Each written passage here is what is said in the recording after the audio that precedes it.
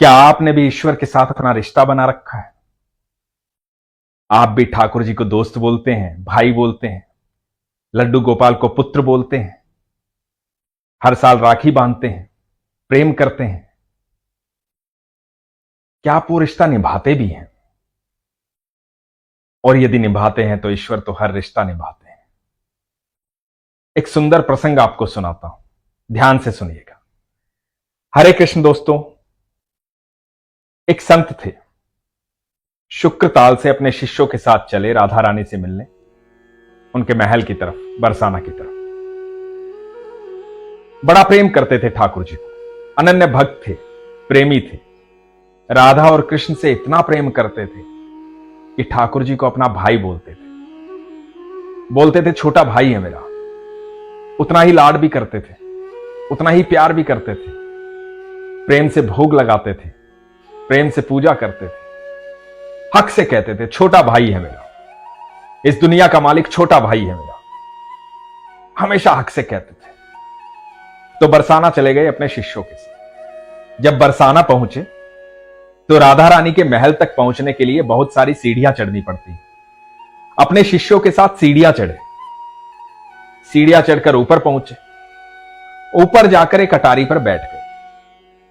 तो शिष्यों ने कहा, महाराज थक गए हैं, थोड़ी देर बाद चलेंगे। तो संत जो है मुस्कुरा दिए। थोड़ी देर हो गई तो शिष्यों ने कहा कि महाराज चलिए राधा रानी के दर्शन करते हैं। तो संत बाबा ने कहा कि नहीं, तुम लोग जाओ, दर्शन करो।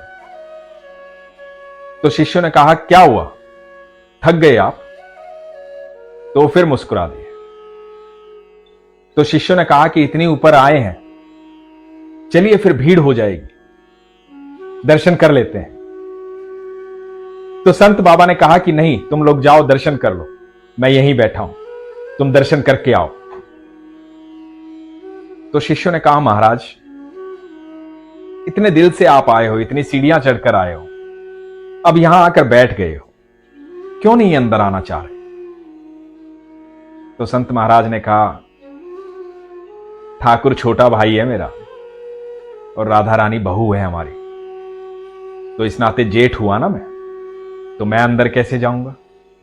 तुम जाओ और मिलाओ।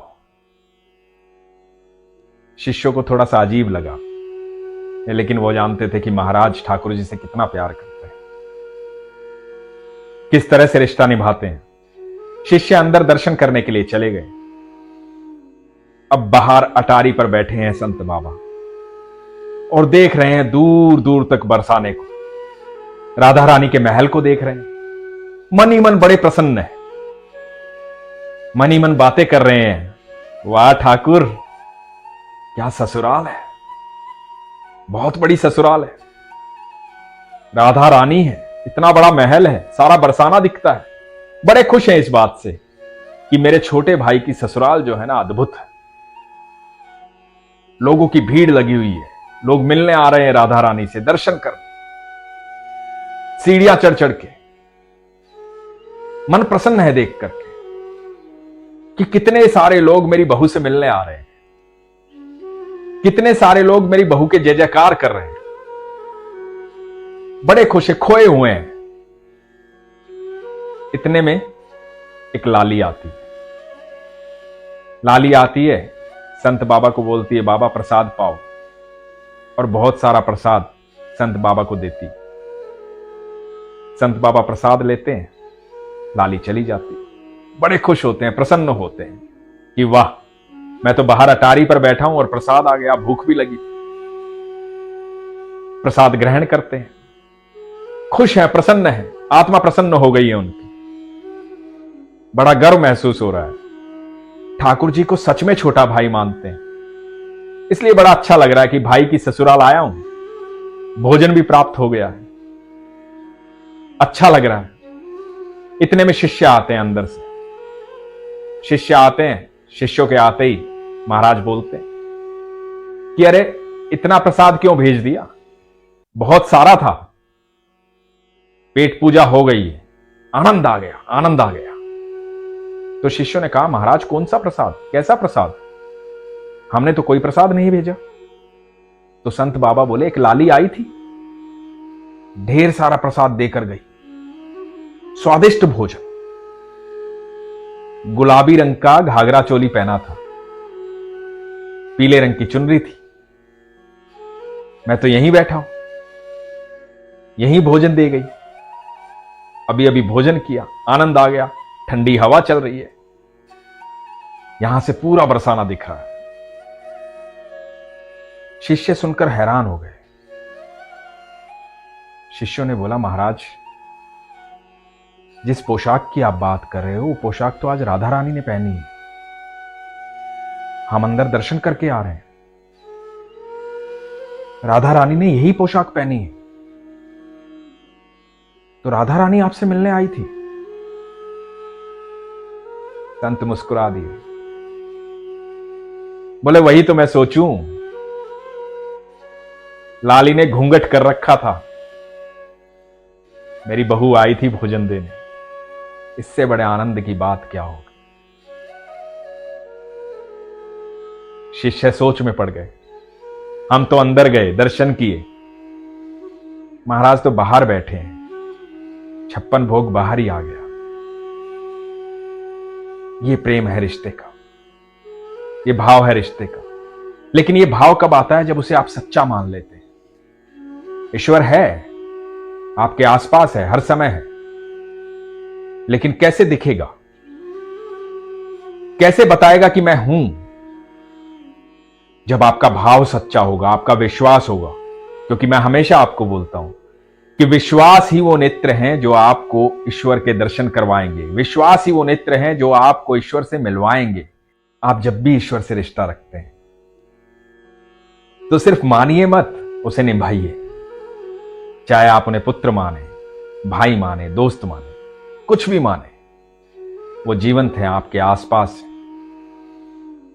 आपका विश्वास आपको वो नेत्र देता है जिसकी वजह से आपको ईश्वर दिखाई देते हैं, महसूस होते हैं। विश्वास होना जरूरी है, भाव होना जरूरी है। ये भाव था संत बाबा का। बैठे रहे वहां, जेठ हूं, अंदर नहीं जाऊंगा। ये भाव था राधा रानी का, बहू हूं, जेठ जी घर आए हैं तो भोजन तो दूंगी। ईश्वर आपसे रिश्ता निभाना चाहते हैं। सारी सृष्टि बनाई है, प्रेम से बनाई है उन्होंने, भाव से बनाई है, और उनका भाव, उनका प्रेम इस सारी सृष्टि में दिखाई देता है।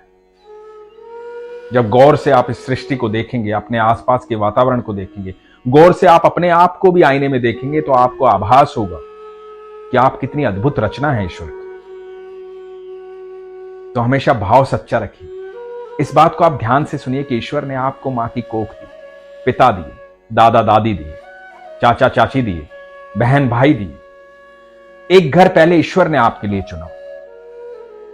यदि आप उस घर में रहने वालों का, अपने रिश्तों का अपमान करेंगे, उनसे ईर्ष्या रखेंगे, द्वेष रखेंगे, उनका सम्मान नहीं करेंगे, तो आप यकीन मानना ईश्वर आपका रिश्ता ग्रहण नहीं करेंगे। क्योंकि पहला उपहार आपको ईश्वर का आपका परिवार है। तो अपने परिवार का सम्मान कीजिए, अपने रिश्तेदारों का सम्मान कीजिए, उन सब से प्रेम कीजिए। जो ईश्वर ने आपको दिया है, उन सब चीजों की कद्र कीजिए। फिर ईश्वर से रिश्ता रखिए और देखिए ईश्वर कैसे अपना रिश्ता निभाते हैं। अपने विश्वास को मजबूत रखिए, अपना ख्याल रखिए। हरे कृष्ण।